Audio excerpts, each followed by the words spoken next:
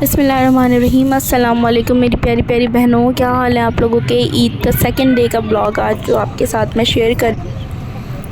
ईद के second day हमने plan किया कि आज हमें एक बहुत ही ख़ास जगह जाना है मिलने के लिए अपने ख़ास तरीन प्यारों से, उनके साथ के जिनके साथ हमारी कभी ईदें हुआ करती थी और बहुत खूबसूरत हुआ करती थी। उनकी दुआएं, उनका प्यार, सब कुछ हमारे साथ था और हमने कब्रिस्तान की तरफ रुख किया। आप समझ ही गए होंगे उन लोगों से मिलने के लिए कि जो अब दुनिया में मौजूद नहीं है। और मुझे देख के बहुत खुशी हुई। आप लोगों को मैंने इसमें वीडियो में कैप्चर भी किया है, शुरू में आप देखिएगा बैक करके कि रश इतना ज़्यादा था वहाँ पे कि मुझे इसलिए खुशी हुई कि हमें चाहिए कि हम अपने प्यारों से, जहाँ हम उन सब लोगों से मिलते हैं ईद पे जिनसे हमें प्यार होता है, जो दुनिया में मौजूद हैं अल्हम्दुलिल्लाह, उनके साथ साथ हमें उन लोगों को भी नहीं भूलना चाहिए कि जो ज़िंदगी में कभी हमारे साथ मौजूद थे, जिनके साथ हम ईदें मनाया करते थे, उनकी दुआएं समेटा करते थे, उनका प्यार समेटा करते थे और वो हमारा इंतज़ार किया करते थे।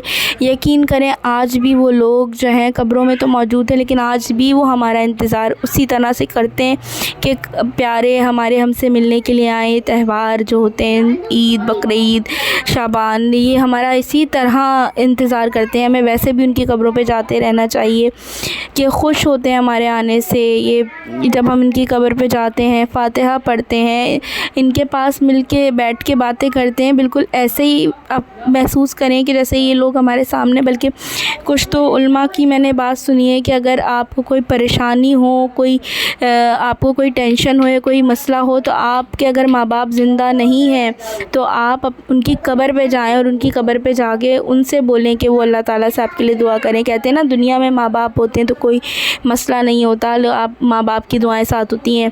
लेकिन वो बच्चे, वो औलादें कि जिनके और माँ बाप दुनिया में नहीं हैं, वो उनकी कब्र पे जाके उनसे बोलें कि हमारे लिए दुआ करें, तो वो आपके लिए यकीनन दुआ करेंगे। यहाँ जो है ये सब जो बैकग्राउंड में चल रहा है, बच्चे जो हैं यहाँ पे कब्रों पे फूल डाल रहे थे और बराबर वाली पे भी जिस पे फूल नहीं मौजूद थे वहाँ पे भी हमने फूल डाले, अगरबत्तियाँ जलाई। और यहाँ हवा इतनी ज़्यादा होती है क्योंकि खुला हुआ एरिया है पूरा, तो उसकी वजह से जो है माचिस जलाने में, अगरबत्ती जो जलाते हैं तो उसके लिए बहुत प्रॉब्लम होती है हवा की वजह से। तो यहाँ मुर्तज़ा और रूहान लगे हुए थे कि किसी तरह से माचिस जल जाए, लेकिन हवा की वजह से वो बार बार बंद हो रही थी। तो पीछे बैक साइड पर बैठ के जलाने की पूरी कोशिश में लगे हुए थे।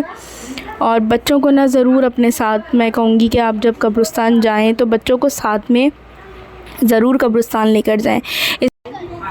इससे ना बच्चों के अंदर एक तरह से तरबियत होती है। ये हम जो भी अमल कर रहे होते हैं ना, बच्चे इसको देख के, आप समझ लें, आप ज़बान से ना कहें लेकिन आप जो प्रैक्टिकल करके दिखा रहे होते हैं ना, ये बच्चों की तरबियत का बहुत बहुत बड़ा हिस्सा होता है। और अमल जो है ना बहुत बड़ा हिस्सा है, ज़बान से ज़्यादा ये इफ़ेक्ट करता है बच्चों के ऊपर।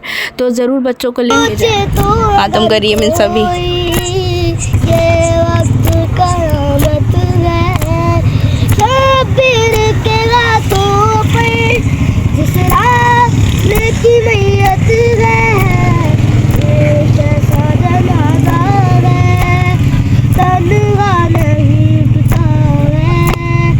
एक बाप के हाथों पे दो माओ का लाशा है दुनिया।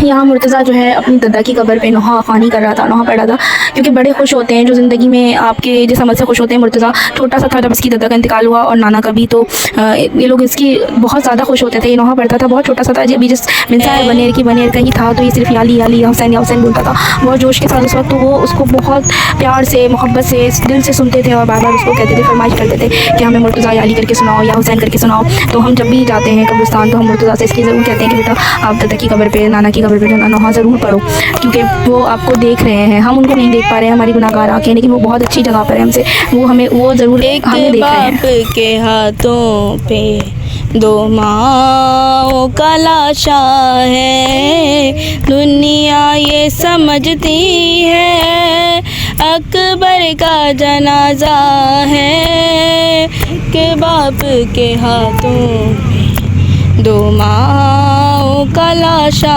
है। बस फिर यहाँ पे मैंने सूरह यासीन पढ़ के जो है यहाँ पे अलविदा कहा था और इज्तिमाई तौर पे सबको बख्श दी थी। अब्बू को और मेरे जेठ की कब्र पे जाना था, सबको इज्तिमाई तौर पे इसलिए बख्श दी थी क्योंकि वक्त बहुत कम था और हम चाह रहे थे, मगरिब का वक्त होने वाला था कि हम जल्द यहाँ से निकल जाएँ। बच्चों का साथ था तो इज्तिमाई तौर पे मैंने सूरह यासीन पढ़ ली थी और उन्होंने सूरह मुल्क पढ़ ली थी और सबका नाम लेके जो है उस पर बख्श दी थी। ये देख सकते हैं आप लोग, क्योंकि यहाँ पे सूरज बिल्कुल ढलने पे आ गया था। बच्चे तो लेकिन बच्चे होते हैं, बच्चे वहाँ पे भी अपनी ईदी पे ही लड़ाइयाँ कर रहे हैं। मैं एक ही तो है भाई, मैं